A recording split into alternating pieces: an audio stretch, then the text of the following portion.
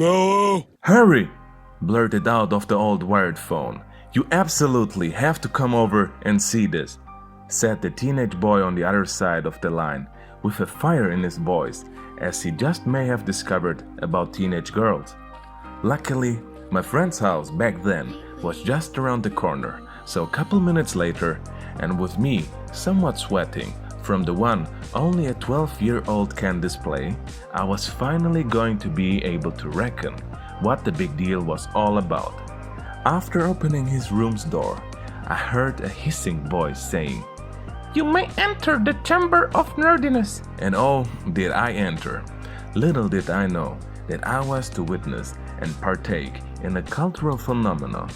It was close to the end of 2004, and I was finally able to become the thing that every "What will you be when you grow up" quiz predicted me to be.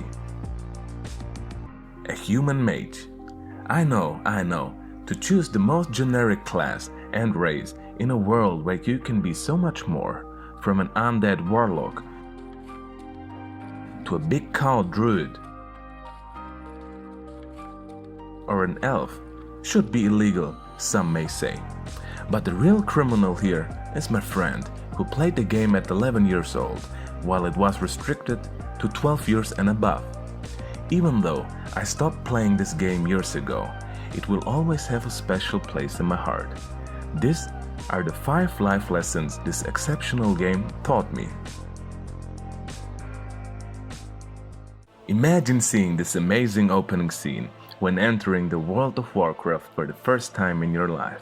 Depending on your race, you start in a unique starting zone and are thrown into the game without any knowledge of how things work. You slowly but surely learn by doing and experimenting. After more than an hour and a half, you somehow finish the bulk of the quests in the starting zone without dying. You get the last quest that tells you to bring a letter to a person in the next zone. There, you will get new quests to kill so-and-so or to collect this and that. You read the new quest text, but the vaguely described place you have to find is untraceable to you. In your mission to find the place to start your real mission, you accidentally die a couple of times, realizing that enemies will attack you if you come too close to them, while the animals in the starting zone only fought you if you attacked them first. Somewhat frustrated, you start searching the answer on the internet, but you realize quickly that this newly created game doesn't have everything laid out for you by others on the internet yet. After dying some more, you stop playing for today, thinking about how to solve the problem the next day, just by your own. Rested, you start the game again, and today you easily find the place you were looking for after reading the quest text thoroughly again. You feel amazing for conquering that goal and are ready to step forward into more and more dangerous realms, ready to fail your way to success one step at a time. Life lesson number 1. Challenge yourself. It is in solving problems that you elevate yourself. This is so much fun, you think, as you are continuing your journey on becoming a hero. On your way out of the first, somewhat challenging zone, you see another quest giver pop up on your radar. This time, it's not a person, but a wanted sign. It explicitly states that this enemy is exceptionally strong and you should not tackle it alone. Being a cocky teenager, you figured that you will run to slaughter the elite enemy on your own. The cool golden dragon around the enemy's portrait can't hold you back, and so you started blasting. Bang! Bang! Well, I don't see so good, so I missed. Then they ran away. I ran after them. Okay. Bang! Try to shoot him in the back. But I don't run so good either. Anyway, you guys all think I'm a hero, and I'll accept that responsibility. After a couple seconds, the fight is over. You did it. You successfully failed again and have to run to your corpse. After attempting it a couple more times, another weary traveler tries his luck on killing the enemy as you sit back and enjoy the show, watching him die.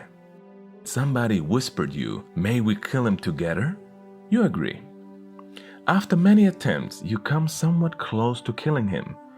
Putting your pride aside, You whisper another traveler for help that just appeared at the scenery. Turns out that this one could also heal you, and you finally manage to kill the tricky mob. After figuring out how to add those 2 players to your friends list, the 3 of you go their own way. Life lesson number 2. Life is way more fun with a little help from your friends. You are now in the mid-level range, an intermediate player with quite a lot of experiences behind his back. You read every quest text in detail as you enjoy the challenge of solving the problem given, and the stories and the whos and whys about the new world you are now part of. Despite this being a fairly new game, you were able to find some cool new sites or forums on the internet on how to find the best weapons for your class or how to use your talent points in a most advantageous manner. You also watched some cool videos on this new site called YouTube, while the novels you ordered that explain the World of Warcraft universe in more detail are on their way. You immerse into the world more and more. You meet more challenges and friends, learn more and more about the characters and the world, the little details that most people don't tend to care about.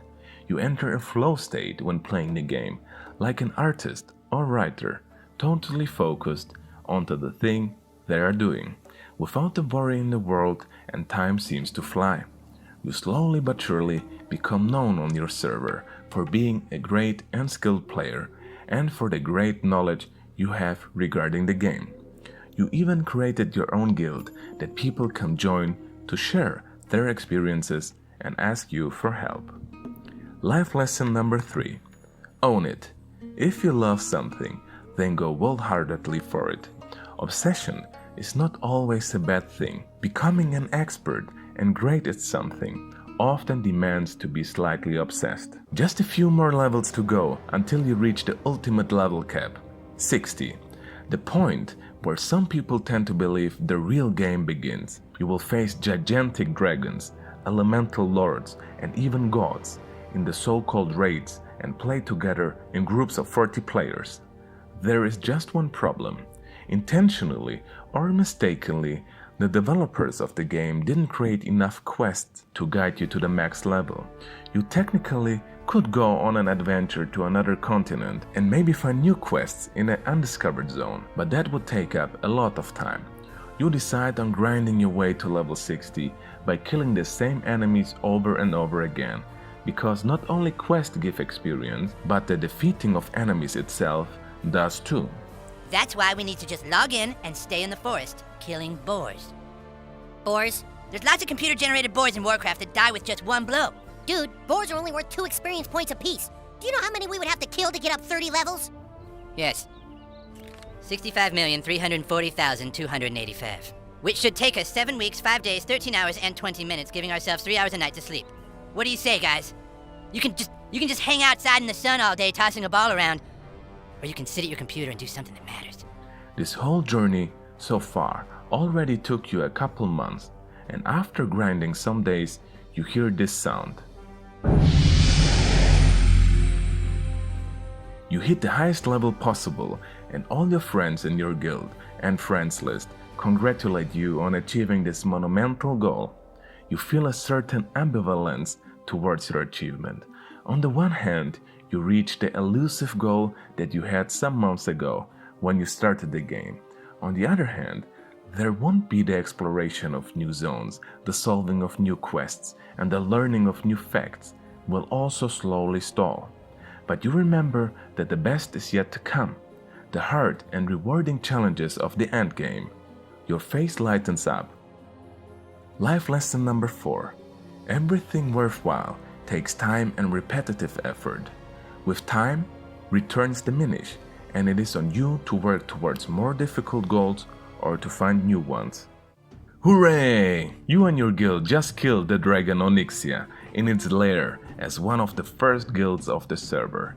After killing it, you go to inspect the loot the elite boss dropped, and you awe at the stats of the purple items that just dropped.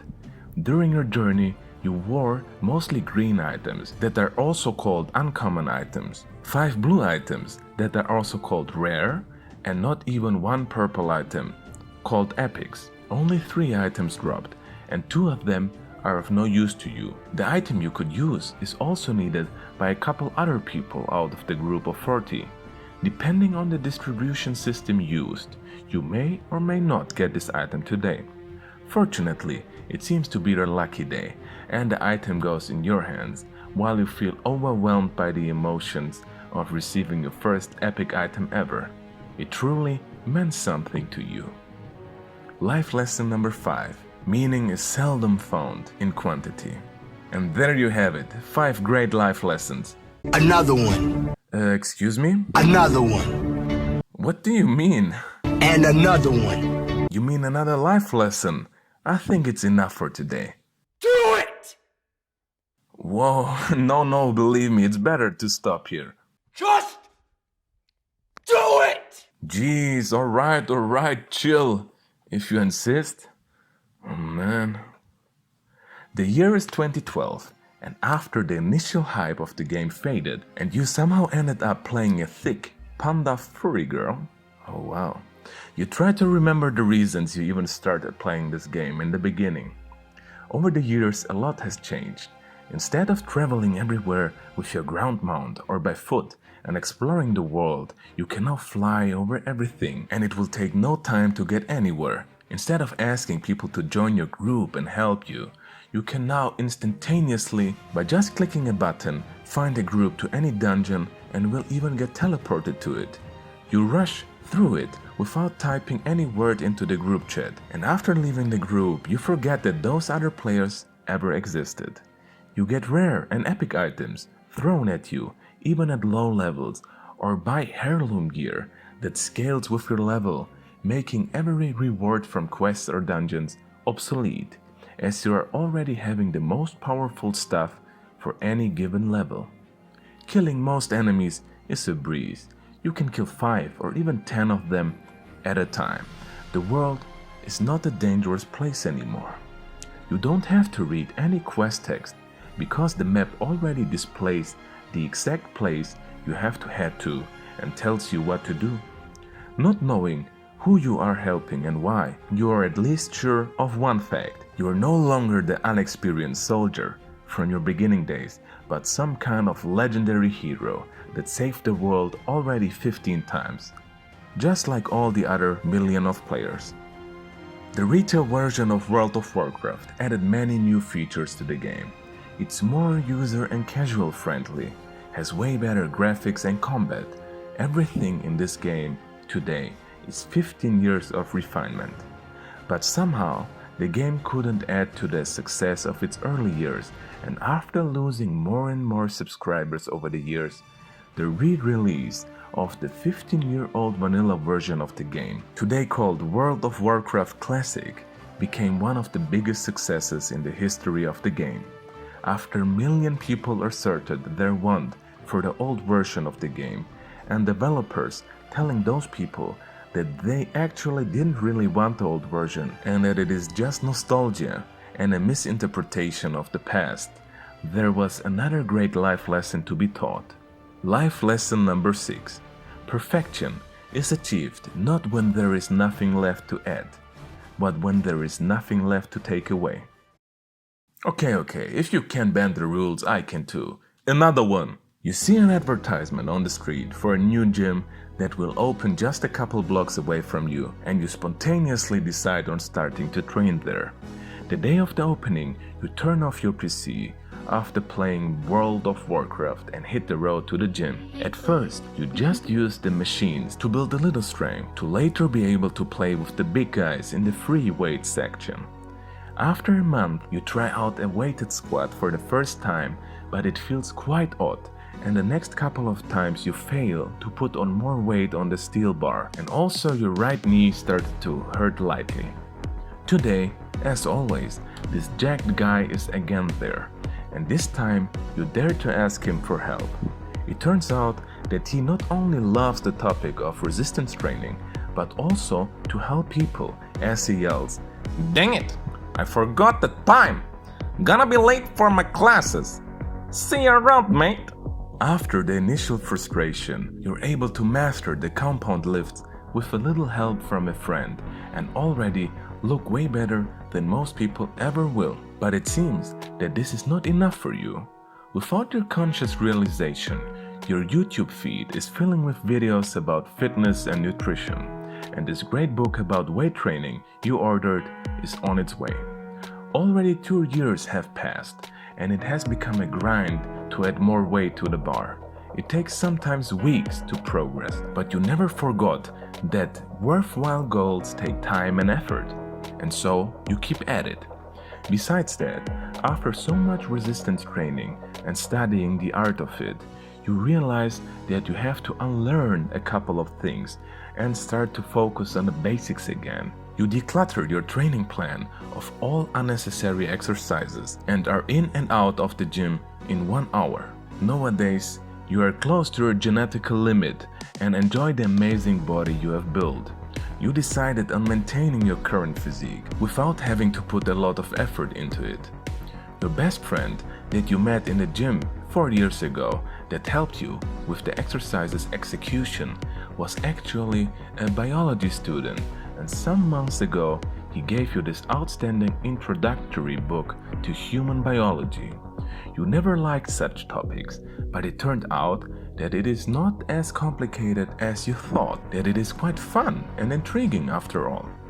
During those years you actually found many topics intriguing, but remembering that things often lose meaning in too much quantity and that you can't pursue everything at once, you decide on challenging yourself as you are already preparing for the entry exam to join the Faculty of Biology. Life lesson number 7. Life can be as exciting as the greatest game.